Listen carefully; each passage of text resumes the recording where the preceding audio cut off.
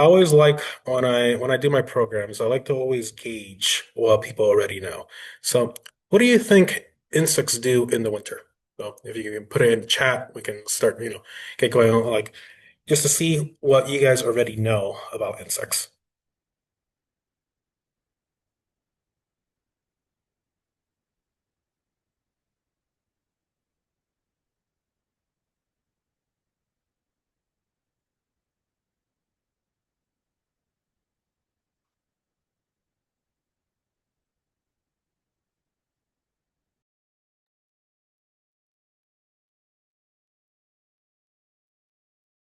And I'm just checking again. You guys can hear me, right? Okay, hear you. I got some. Excellent. So Patricia mentioned that some hibernate in leaf litter. So, and I apologize. Every time I open up Zoom, it seems to update. So the format and the way that comments are coming up. So here we go. Here we go. I can switch it hopefully to the everybody can see what everybody's mentioning. So Patricia mentioned some hibernate in leaf litter. Barbara is saying they migrate, they hibernate, burrow on the ground. Excellent.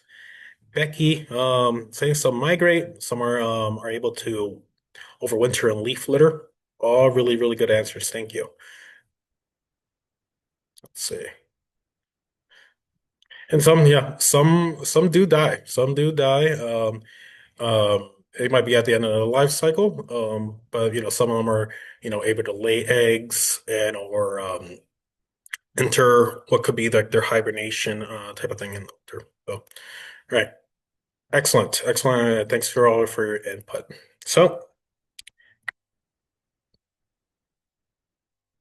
So, how do insects survive the winter? There are going to be a variety of different strategies that insects can undergo to be able to survive any harsh conditions. Um, Ones that, if you're into birds, one behavioral strategy that insects can employ is just moving away from the cold.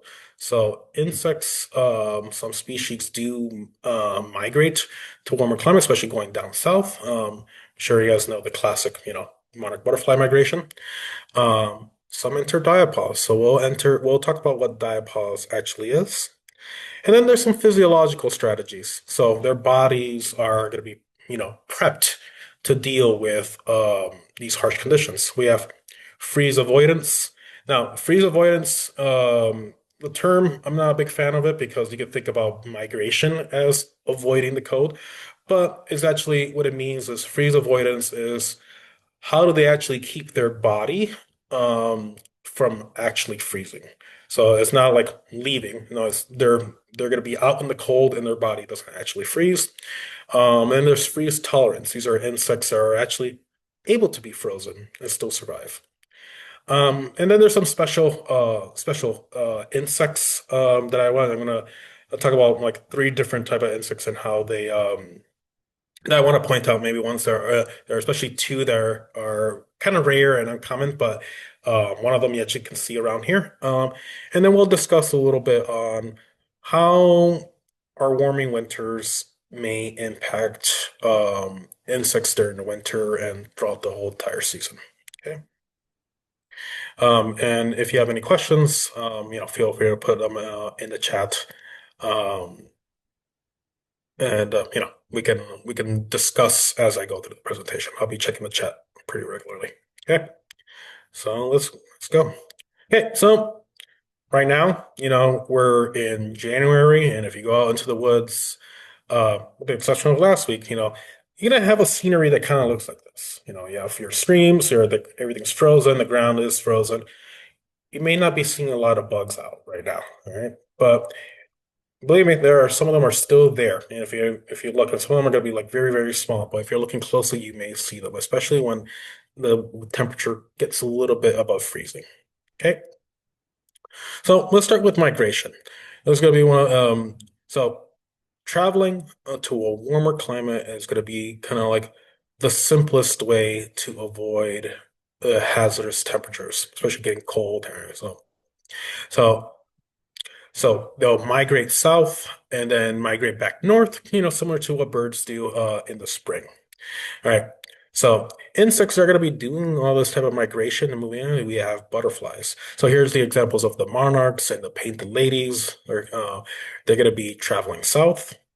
They're not the only ones that are traveling. So you have moths like adult armyworms. So adult armyworms might be familiar with insects are eating crops like corn and other vegetables. They'll be moving south where the vegetation, they can still lay their eggs and things like that, and they can survive the winter. True bugs, I want you to think about like milkweed bugs. If you have milkweed plants, you might see these black and red insects on there.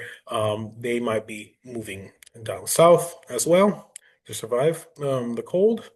And then you have dragonflies. So types of darners or variegated meadowhawks, you might see them at certain points, like in big groups moving down to southern states from up here in the north. The classic migrating insect that everybody knows about is the monarch butterfly. So monarch butterflies, they migrate southward, and we have a variety of different pockets of monarch butterflies throughout the entire country. There's ones going to be east of the Rocky Mountains and the ones in the west of the mountain, and they have somewhat different behaviors depending on where they're located. Here on the eastern part of the Rockies, and especially like northern country, all these monarch butterflies, they're going to be traveling southward down to central Mexico, where they um, go into where they overwinter as adults. Then at the western side of the Rockies down in California, monarch butterflies, they're going to be traveling to parts of southern California. They'll be overwintering in those regions. Um, Over in Florida, you have a group of monarch butterflies that could be there year round. So they're not traveling far. They're going to multiple generations throughout the entire year because the weather is perfectly ideal for them to be able to, survive. It's not going to get rare times it'll get like freezing down in Florida, but most of the time the weather is going to be kind of comfortable for these butterflies to be able to survive. They're going to be traveling long distances. This could be the ones traveling from Pennsylvania, especially like near the Canadian and U.S. border. They're going to be traveling between 2,500 3,000 miles. Um, and they're going to be traveling about 100 miles a day. So how do you know how they get there? So they're using wind currents and actually to get down there. So they're using wind currents to help them, travel down, not use much energy flapping their wings. And they can be very, very high up in the air. Now, they're going to be navigating to go down south using the sun's position and Earth's magnetic field. Um, but a monarch only migrates once, so they're going to be traveling now. So they, compared to the monarch butterflies that you see throughout the season, especially during the summer, um, they're going to be built different. Especially the monarch, they're going to have they are have longer lifespans. So this generation, the last generation that actually flies down south, has to survive for 9 months. So they have longer lifespans, and most of the time is spent in their migration stage and actually just sitting tight at their overwintering. So typically, the monarchs that you see in the spring, they're only going to be living for 2 to 6 weeks. So this is a vast difference between migrating monarchs and non-migrating monarchs. And here, on these photos there below is just scenes of these butterflies traveling down to Mexico in different regions. And then on the right-hand photo is how they look like when they're all kind of bundled up together at their wintering sites. I have a short video. I'm gonna just show a little snippet. This is from BBC Earth. Let me make sure that I am sharing audio. Let me Let's see. Give me 1 second before I'm gonna stop share real quick, and then I'm gonna make sure that the audio is enabled. 1 second. Share sound. That's what I want. Okay.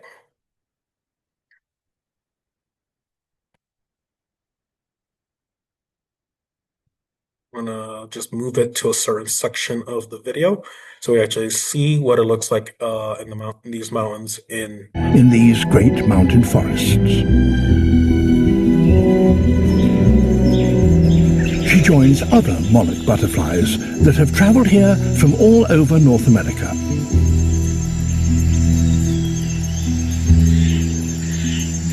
Countless butterflies crowd these particular trees, hanging from every branch.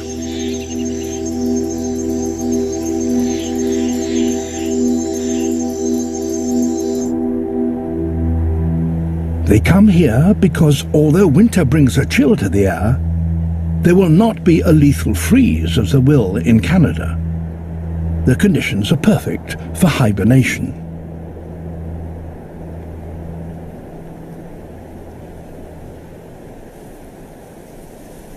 Hibernating butterflies are vulnerable to predators, but monarchs are poisonous. However, a few birds have learned to rip out the toxic parts and eat the rest. They kill hundreds of thousands of butterflies and dislodge many more.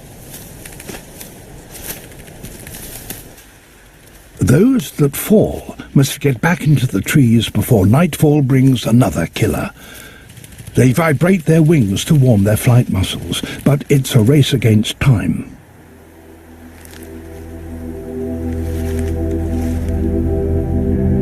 Night brings a lethal ground frost.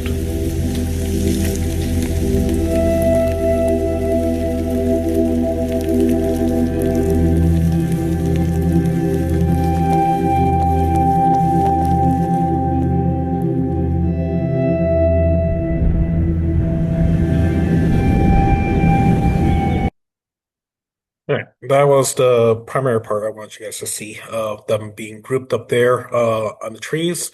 So their bodies, as you saw, are not tolerant to being frozen. That's why they have to be on the tree. So they have the risks, being knocked down by the birds and being fed upon the birds.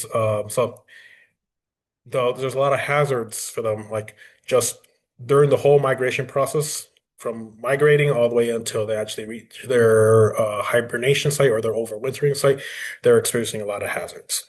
And one of them is predation, and the other is freezing if they fall off the trees.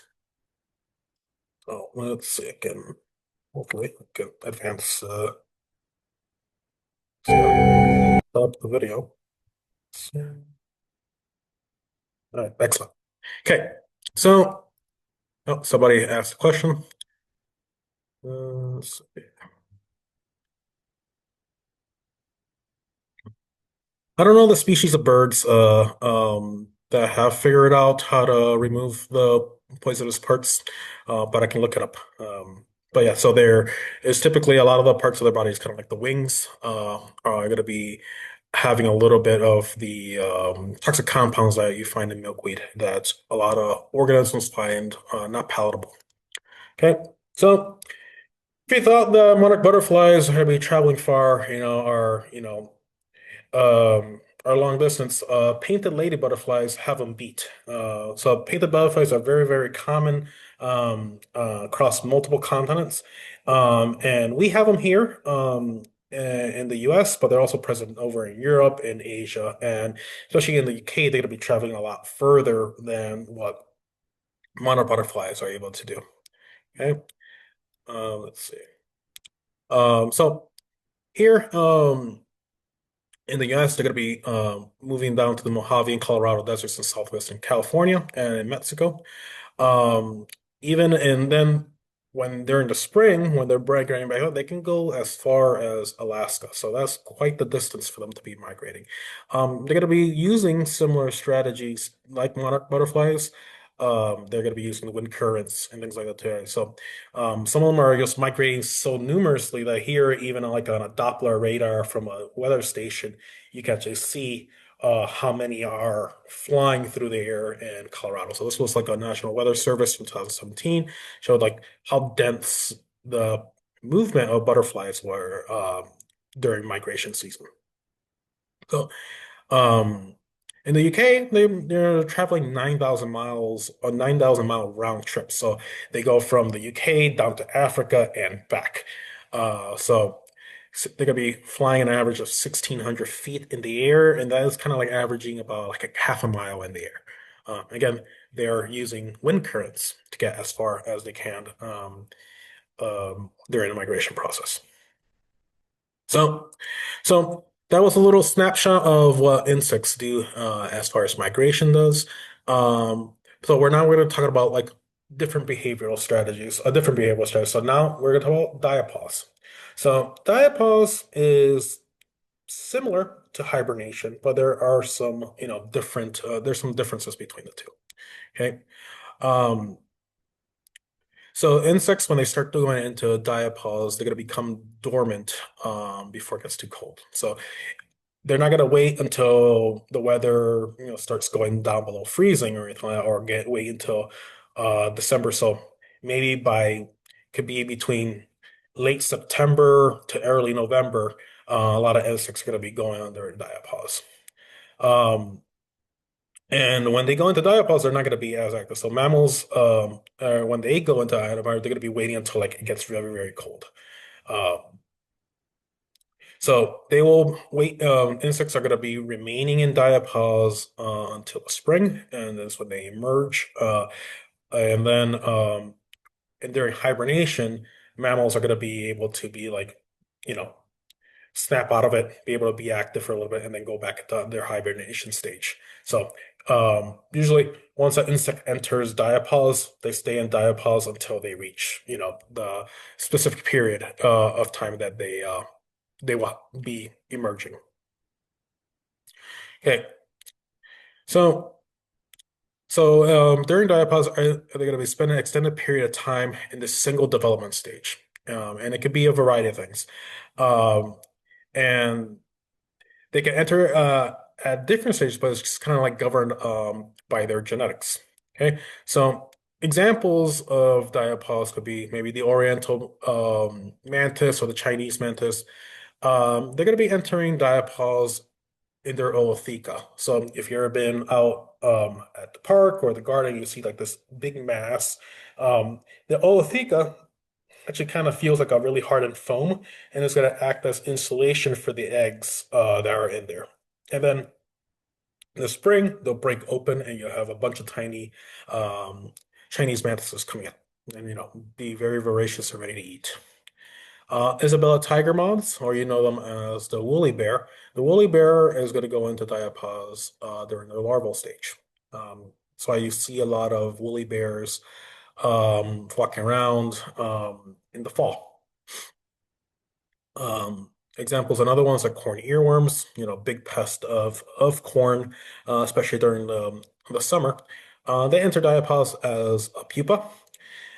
So that's one way. So they're at their before they become adults. Mourning cloak butterflies, which is a butterfly that one of the first butterflies you see in the spring. They enter diapause as an adult, and they're going to be hiding like in grooves of bark, and just to pass winter. So this is why, like, once it gets warm around like late March, early April, you'll start seeing butterflies, and this is the butterfly that you typically see during that time. Okay. You probably see some scenes like this out, probably around Beechwood, probably at the park, maybe in your own garden, you'll see scenes like this. It's a lot of like sticks, things like that. So in those sticks, you have insects such as solitary bees entering diapause stage in their pupil, in between the groups. That's why, if you want to create bee-friendly habitat, leave some sticks, things like that, because those are overwintering sites for a lot of these insects. So a lot of solitary bees, they enter diapause in their pupal stage, and then when it comes spring, they emerge as adults.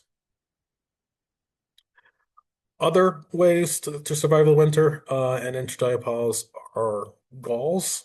So you've probably seen, these are examples of goldenrod galls on the left and oak leaf galls on the right. And these galls again are like kind of like the ootheca, creating this barrier for the insect. And while there's this barrier there, the insect could be still the larval stage, and they actually can enter before it gets really, really cold. They'll enter their pupal stage within the gall, and then once it becomes spring, they'll bite their way out of the gall and become as adults. So they're able to spend the whole season. So these insects are spending a good amount of their life in the diapause stage. So that was just a little, information on how diapause work. So now let's actually get into what insects are actually going to be out in the winter, like right now. So we're going to talk about freeze avoidance and freeze tolerance. Okay. So for starters, um, freezing is bad news for all insects, for the most part. Freezing can cause cell injury, especially because of like the expanding and contraction of fluids in your body is going to cause some of these cells to rupture, and also ice formation on the surface of insects exoskeleton can also cause damage because ice as it forms, it has a lot of spikes and everything like that, and it can actually damage tissues. So for starters, getting being frozen is can cause a lot of mortality issues for insects. I saw there was a question in the chat. Let me go it. Let's see.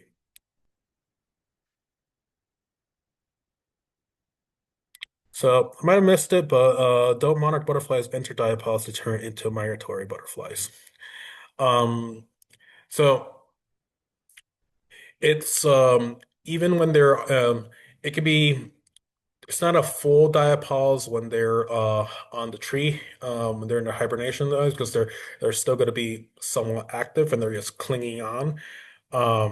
So there is a reduced metabolic state for them, but it's not a full state of dormancy when they are when they have migrated down south and then they work their way to migrate north. Hope that answers your question. Okay. Let's see. Okay. So, so like as I mentioned, the lipids are going to be stretched, compressed, and ice crystal formation causing a lot of these cells to rupture. So, um, insects do not want to freeze, and also because freezing pulls liquids out, and it can cause some cells to actually dehydrate. So. So the use of freeze avoidance and freeze tolerance is dependent on what part of the hemisphere these instances are located.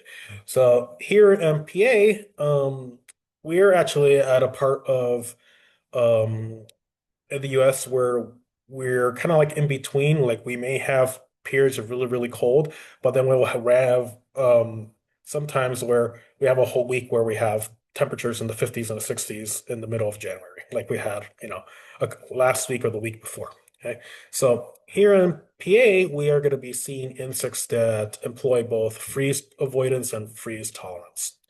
Um, the freeze avoidance, as I mentioned, is just avoiding the whole body from freezing. You might actually see in northern hemisphere where we're going to have like more harsh winters, and then in the south we're going to see more freeze tolerant insects because winters are short-lived, so they're able to endure freezing for a short period of time, and then it's going to be warm, and then everything will be okay for them. And so they're able to sort of those situations. And here we have examples of those. So we have, some of our ladybugs. Some of them are being completely frozen. Those actually might be dead. We have like water boatmen completely frozen in water. And then we have Hemlock woolly adelgid, which uses a unique strategy. If you see all the like woolly sacks, that's just like wax, and that is like they're creating their own winter coat, in addition to other strategies to be able to survive the winter. Okay, so for freeze avoidance, when ice crystals are forming inside insects, so for ice crystals to form, they need nucleation sites, so it's just something to hold on to be able to form ice crystals. Um, so for these insects that undergo freeze avoidance, the liquids in their body can be cold beyond freezing as long as there's nothing for those ice crystals to grab onto for them to actually start forming. So this is called supercooling. So it allows the insects to decrease the temperature at which the bodies and the fluids can freeze. So as as the winter gets closer and closer, the insects, when they start preparing for freeze avoidance, they start to purge their body of things that, you know, ice can actually grab onto or for crystal formation.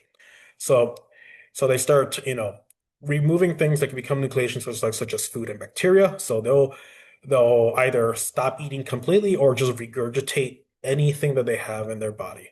So, the morning cloak down on the bottom left, you can see like, kind of like are they're going to be defecating any excess things they have in their body out, or they may actually just regurgitate out when they spit it out of their body. Um, some larvae, the larvae, like now, like like of a Japanese beetle, they're still in the larval form, and they may actually go through a different instance where they molt. Insects, they can molt their spiracles, which they use for breathing. They actually are kind of shedding tissues of their own midgut, so they can actually shed a part of their digestive system in order to remove any potential things that can be frozen. And then you have, insects like, bumblebees down at the on the bottom right. They have all their fat stores and things like that. They're not eating before they go into diapause, and they just go underground or in leaf litter. Um, so, but some species can alter their entire metabolism by producing cryopectin. So these insects that are going to be surviving the winter and are avoiding their whole bodies from being frozen, their fluids or their hemolymph or their blood and their tissues contain glycerol. So glycerol does not freeze as easily, and these insects having this antifreeze in their body allows them to be most active. So I think it was last Monday, I was out and about on Glen Rock. There was still some snow packed on the ground, and I found some springtails. Springtails are not necessarily insects, but they are closely related. They have six legs, or anything like that, but they're called snow fleas because you'll actually see them out and about on the surface of the snow, especially if it breaks, it's a little bit above freezing. They'll still be walking around. I think I have like a little, video so you give you a sense of what these insects look like.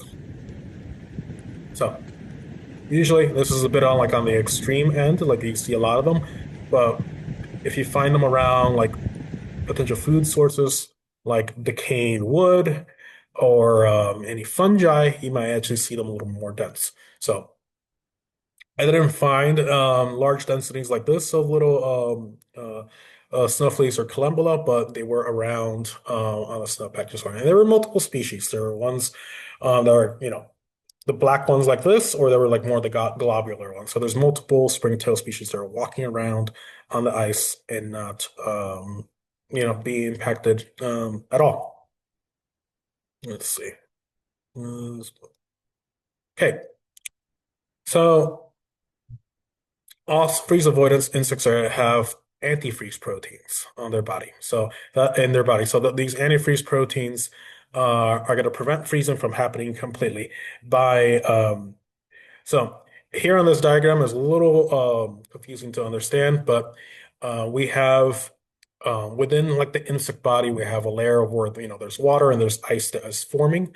These proteins will bind to the ice and actually cause it to be in an equilibrium stage where it's going to be cold, but it's going to be present as ice melt. So it's not going to be actually forming any crystals at all. So the red parts are the proteins going to be binding to the surface of ice, and then it's going to just cause it to just not form any crystals at all, and be in more of a fluid stage. So this is a way that the insect is avoiding completely being frozen. Um, so let's see. So instead of removing, so so kind of like I made a little mistake with my title here, but this is about we're going to be moving on to freeze tolerant species. So so instead of for freeze tolerated species, instead of having removing ice nucleators, they're actually going to be producing proteins that they want to be frozen. So they want to control where ice is forming in their bodies. Okay, so they'll be producing these during the warmer parts of warmer periods in preparation for sun temperatures drops. So think about like maybe late fall before it starts getting. So these insects are going to be producing parts of their body that they want to not produce the producing proteins where they want to these they want to be frozen. Okay. So they're going to be producing similar things. So they're going to have these proteins, and they're also going to be using a lot of glycerol. So similar to the freeze avoiding insects. And even parts of the body, kind of like the gut microbes that they have, can also be frozen and act as concentration sites that they figure out where they can actually be frozen. And what's really interesting about the gut microbe, and they're figuring out that it can actually be nucleated, is that they can use this as a biocontrol, and for insects that maybe are can't tolerate the cold at all, and just give them like an extra punch to freeze and actually control the species. Um, but the insects that do a lot of the freeze tolerance, these are the ones that kind of like invade your homes. So you think about like ladybugs. Ladybugs, especially in your attic, if you have a leaky house like mine, you go into the attic, you're gonna see a ton of ladybugs kind of like gathered in the edges of your home. You can think about stink bugs. So stink bugs like the brown Murray stink bug, also congregators. You got flies. So these insects, they can tolerate parts of the bodies being frozen, but if they're inside your home, they're actually going to be like nice and cozy, and but have still a reduced metabolic state. And I put here, and even though it's not an insect, I put in ticks because I often get questions about ticks and activity during fall. Last week, when it got really warm, the ticks started to come out all over again. So I'm gonna do a quick little note um, on ticks in the next slide. So ticks being present in the fall can be a little bit related to some of our invasive plant species, like Japanese barberry. There's some cool studies out there where they find out that plant species like Japanese barberry actually creating a little microclimate for some insects like ticks. So that's why within under these barberries, host species that may have Lyme disease, like mice or anything like that, like to like cozy up in those areas, or it might be slightly more insulated or warmer than the surrounding environment, which causes ticks to be more active in those particular areas. So on the bottom right, tells you like what the greater vapor pressure deficit is. So a vapor pressure deficit. So if it's higher, that means that the air in that area is going to be drier and warmer compared to the surrounding environment, and that makes a really great environment for ticks to still be active and more insulated from the cold. Since if we have harsher winters and it's really cold, it usually is has a negative impact on a greater impact on tick mortality. So with warming winters, we may see more, ticks present. So just wanted to share that because I thought that was like a very neat information how invasive plant species are kind of like acting as kind of like nice area for ticks. Let's see. Let's see. This question. See, Heidi asked, if I catch a spider inside the house in the winter, then put it outside, will it survive or should I leave it in the house? Maybe real okay. So a lot of these insects, when you put them outside, they usually like transition slowly into being cold. If you just toss outside in the cold, it's gonna be like a really bad shock, and the insect is just gonna die, or the arachnid, or the organism is going to die from the cold shock. If if you really care about the spider and you really want it to survive, the basement seems like the best option. That's what I would do if I had a spider in my house. You may already see other critters in your basement as well, as they all have the same idea. Let's see. Okay. So let's see how we're doing on time. All right, that's looking pretty good. All right, so taxa spotlight. So now I'm going to talk about a few interesting insects that are kind of, and they're very, very unique. One of them, the first one I'm gonna show is actually one you can actually find here in Western PA. As I was looking for really good images of this insect, I found that somebody actually found it over in Glenshaw at one of the parks near there. So that's really, uh, really cool. So snow scorpion flies. So scorpion flies are in the order Mecoptera, and you usually see them during the spring and the summer because they're kind of voracious predators, and they're very unique because they have this long, kind of like snout-looking face, so it doesn't look like anything out there. And the reason they call them scorpion flies is because their abdomen, especially for the males, kind of curls up and looks kind of like, the tail of a scorpion. But these, their bodies are a little bit more reduced. Okay, so this species is going to be found on the northern hemisphere. Pennsylvania, parts of New England, all along the U.S. Canadian border. All right, and they're going to be out during the winter months. As I mentioned, the scorpion flies are predators, but this particular species, it's not out there looking for any other insects to feed. There's not going to be much because it's too cold, but they're going to be feeding on mosses and liverworts.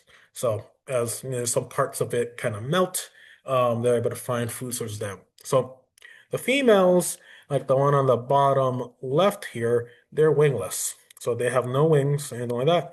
And in the middle, we actually see um, a male and a female mating, and it looks kind of like awkward because the male is the one in the front there, but they kind of like her bodies are kind of twisted during copulation, and the male, which is in the front there, they have very reduced wings, and the wings look like little, just looks like just spines, and they're actually clasping to the female's face during mating. So they're just holding on tight, they're mating, and that's their behaviors. And you know, we have to see you can see some of these pictures are on ice, and on the bottom of the edge you see like what crawling around on moss. Now, for the most part, they can tolerate the cold because they have glycerol in their hemolymph. Hemolymph is their blood. But their main body is able to tolerate cold, but their appendages, like their legs, can't. So when supercooling occurs and the temperatures get really deep, and the males are crawling around on the snow trying to find a mate, they may have to amputate some of their legs, maybe one of their legs, if they start getting too cold. So they might just like bite them off and continue on their journey because their main goal is just to mate, lay eggs, and then they're pretty much done. They don't really survive for like an extra thing. Um, the Mecoptera or the scorpion flies of the whole, they're closely related to fleas.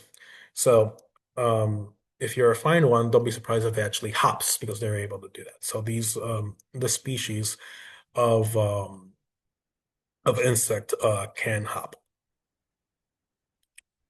Another really cool one is called the Grylloblattodia, or they call it ice crawlers or ice bugs. And this is a very rare insect. You're not going to find it around here. Actually, the areas that you'll find it here is like in the Pacific Northwest and some parts of Canada. And I'll share where else they can we find them. But they look like insects that we may notice, and they're called Grylloblattodia because they have a bit of an appearance. So Grillo actually means cricket, and then Blatodia means cockroach. So they think that it looks kind of like a cricket and a cockroach kind of like merged together into one bug. Um, so so not very much is known about this insect because they're so like restricted to areas that are very cold. So glaciated mountains and ice caves. And you find them also, they can be found also in Siberia and Japan. Now, they are predaceous, and they're out, but they mostly kind of scavenge. They're not gonna be able to find much in these cold areas, so they're gonna be moving very, very slowly, looking for insects that may have recently frozen, or if if the temperature is warmed up a little bit and there's some midges and things flying around that land on the surface, they might be catching those as a food source. Um, Areas of lowlands, so if there's insects that are kind of blown in the direction from the from currents, those also can serve as food. Um, so they're very, very delicate to fluctuating temperatures. They prefer temperatures between 34 to 39 degrees Fahrenheit. Um, so if anything gets above, 59 degrees, they can just die. Even at 40 degrees, a lot of them will just not prefer to be active as much. They may just like try to hide in more a colder location. Holding them in your hand, because your hand is definitely going to be warmer than 60 degrees, can actually kill them. So you see the picture on the bottom right where they're holding an ice crawler, but is also on a piece of ice or snow in order to keep it alive. So these insects cannot handle really, really warm temperatures. That's why you'll see they're so restricted. And again, the reason that they're able to survive is because their bodies are filled with things like glycerol in order to keep their fluids moving and keep them from freezing. So also got a lot of questions about in the past about honeybees. And when I was at Cornell, I helped maintain some honeybee hives, and we would visit them during the winter as well. Um, and what was really, really neat about it is that if the temperatures were above freezing and they had like a nice like sun exposure to their hive, the bees were out flying around. There'd be snow on the ground, they'd be out flying. And I thought it was like really, really fascinating. But the way they actually keep warm during the winter, because unlike our native bees, unlike bumblebees, where the queen dies at the end of the season, the honeybee hive, the queen is living for, can live for 4 to 6 years. So she's going to be alive, and her workers, her daughters, are still going to be somewhat active as well. So they insulate themselves by clustering. So I like to think about it as like the image of penguins in the Arctic, just all together, huddled together.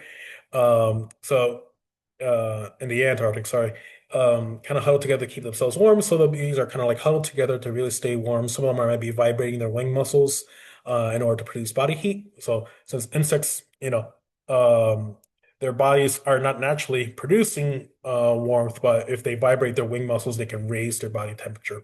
They might be doing a lot of that. They might be rotating within the circles of in a hive.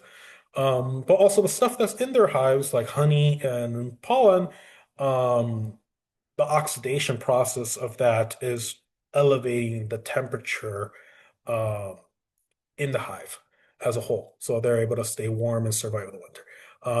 Their metabolism is going to be kind of slow, and a lot of these bees are going to be like they're going to be surviving for longer periods versus the bees that are going to be present during the spring and summer.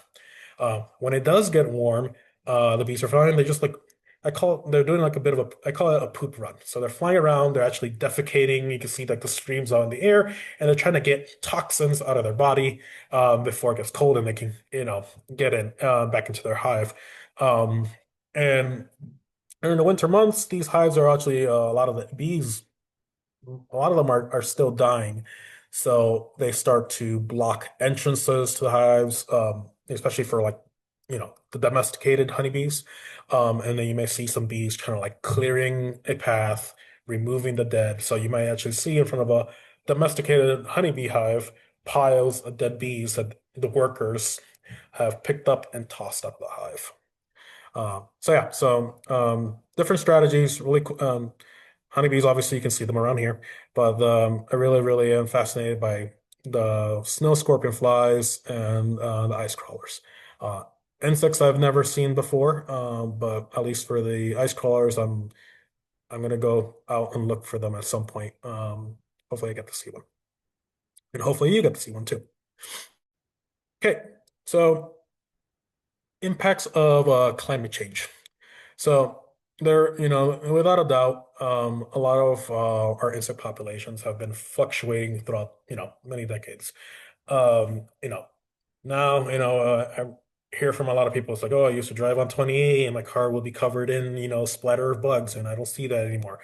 And Yeah, it's true. So you don't see as much as like car collisions because there aren't that many insects out and about as there used to be. For insects like bumblebees, a lot of these are experiencing range contractions. Any like delicate species like the rusty patched bumblebee, the American bumblebee, all those have been considered endangered. And the thing about um, bumblebees are that they are really susceptible to warming weather. You look at them, they look like little fuzzy bears with wings flying around. They tend to overheat. So that's why you usually see a lot of like more biodiversity of bumblebees in the northern part of our country. But as these summers get hotter, and the winters get milder, some of these species are kind of like moving to different locations. So they actually have some no northward expansion. But with that creates another slew of issues. Um, Same thing with butterflies. 17% of North American butterflies are at risk, and you know, 85% of monarch butterflies, the ones that they're migrating, have declined in the last 2 decades.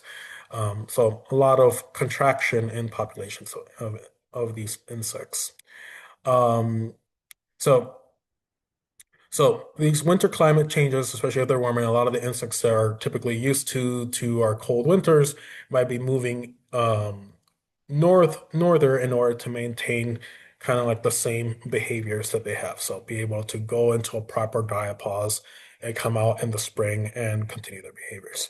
That leads to some issues because if they are expanding northward, they may not have the same food sources that they may experience maybe in the southern ranges. So um, a lot of things like bees and all solitary bees are very dependent on flowers for pollen and nectar. If they are moving to different regions, then they may not find the same food sources. They may need to adapt or may just not be able to survive without particular foods.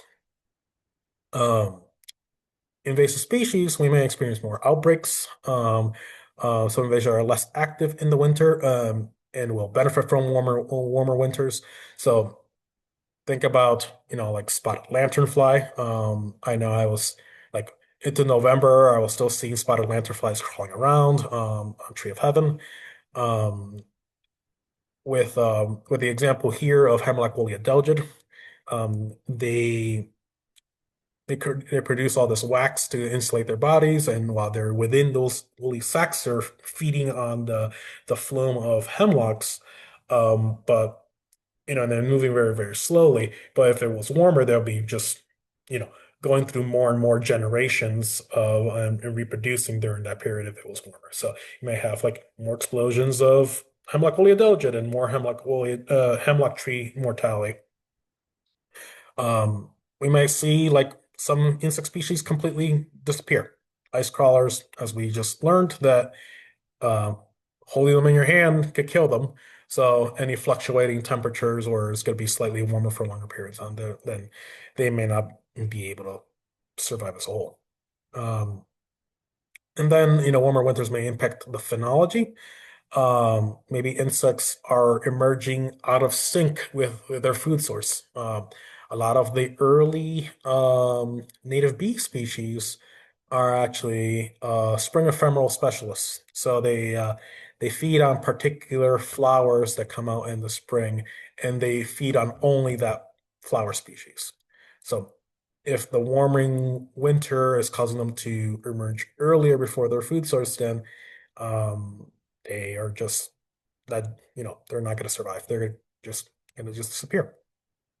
So these are, there's so many different ways that, climate change can impact, a lot of different insect species, but this is just like a little snippet of how um, how it can impact their behaviors and cause some mortality issues. Um, and with that, that concludes the presentation.